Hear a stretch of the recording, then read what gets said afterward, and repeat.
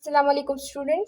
As we have started CNS Medicine, in CNS Medicine we are discussing scenarios on various important topics. So today our topic of discussion is acute viral meningitis and acute viral encephalitis and acute TB meningitis. A 35-year-old gentleman present with 2-month history of generalized headache along with low-grade fever and anorexia. In the last 2 weeks, he has developed vomiting on examination. Temperature is 100 Fahrenheit, pulse 100 per minute, BP 110 by 70 mmHg.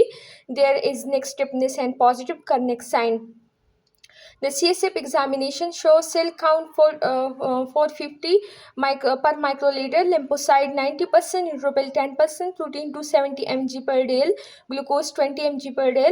What is your diagnosis? What complication he can develop, and how will we treat the patient?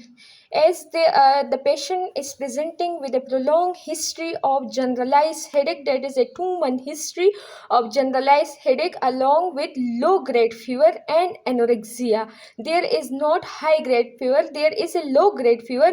Also, he had developed vomiting from 2 weeks. On examination, his fever is 100 Fahrenheit. He has neck stiffness and positive Kernick sign. As we know that the neck stiffness and the Kernick sign, also with low grade fever, are typical clinical features of meningitis. But as the fever is low grade and there is a prolonged history of his sign symptoms, so our diagnosis will be TB meningitis, not acute pyogenic meningitis. In acute pyogenic meningitis, the fever will be high grade, the patient will have toxic look, he will be irritable, he will have altered conscious level. But in acute TB meningitis, there will be a prolonged history of headache, low grade fever, anorexia, as well as neck stiffness and positive Kernick sign. So our diagnosis is acute TB meningitis. Complication and treatment will be discussed later on.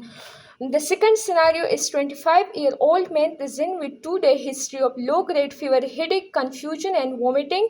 In the last 2 days, he had 2 episodes of generalized tonic-clonic seizure. Generalized tonic-clonic seizure in the last 2 days. On examination, there is mild neck stiffness. MRI brain show temporal lobe changes.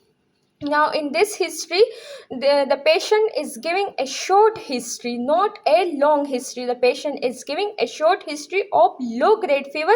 Again, there is a low grade fever, but here the history is short. Also, there are generalized tonic-clonic seizure. He had developed 2 episodes of seizure in the past 2 days.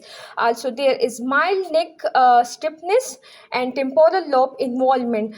Here, the diagnosis is again meningitis, but in this scenario, the meningitis is acute viral meningitis or viral encephalitis, because the patient is presenting with a short history. He had a low grade fever, and we know that low grade fever is either in a viral meningitis or in the TB meningitis. But in the TB meningitis, the patient will present with a prolonged history, while in the viral meningitis he will give a short history. Also, he had 2 episodes of seizures and neck stiffness. The CSF finding in this scenario will be we have diagnosed it as viral encephalitis. Now we will investigate the patient. In the investigation, we will first do lumbar puncture and CSF examination. In the CSF examination, we will look at the color of the fluid, which will be clear. Cell will be raised, but will be predominantly lymphocyte.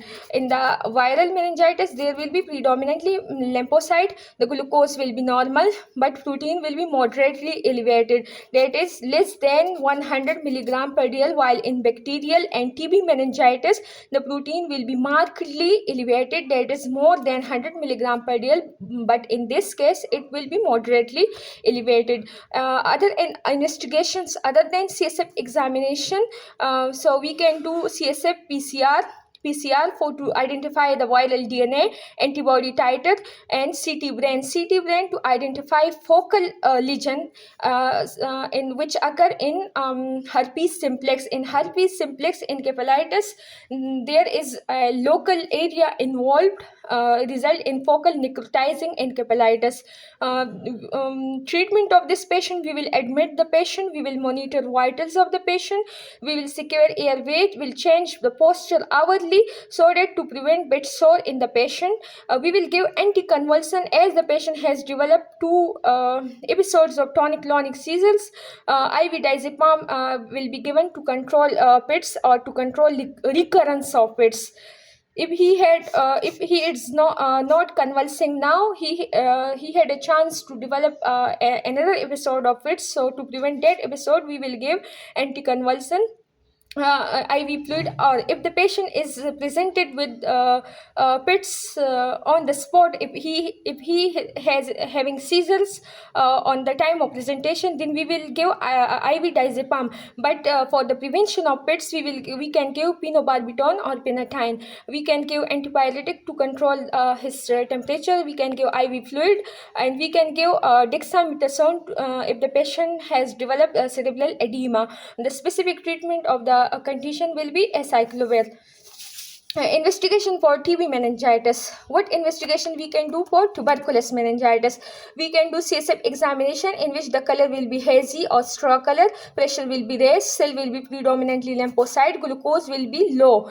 In the viral meningitis, glucose was normal, but in the TB meningitis, glucose will be less than 30%, because glucose is a good source of food for bacteria. Protein is markedly raised here, while in the viral meningitis, the protein was moderately raised. CSF culture, we will do Zinelson staining and CSF culture for acid-fast bacilli. For the source of infection, we will do XHS to find out if the patient has pulmonary TB or not.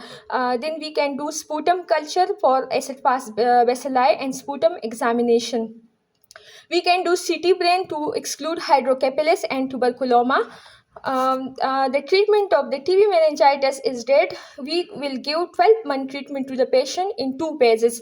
In intensive phase, 2-month treatment, and in the continuation phase, 7 to 10-month treatment. In the intensive phase, we will give 4 anti-tuberculous drugs, which are isoniazid, rifampicin, pyrazinamide, and ethambutol or streptomycin. The complication or the side effect of isoniazid is it block pyridoxine, that is vitamin B6 in the periphery, so cause or peripheral neuritis or optic neuritis. So we will inform the patient about the complication of the disease and will give pyridoxine to take with anti-tuberculous drug.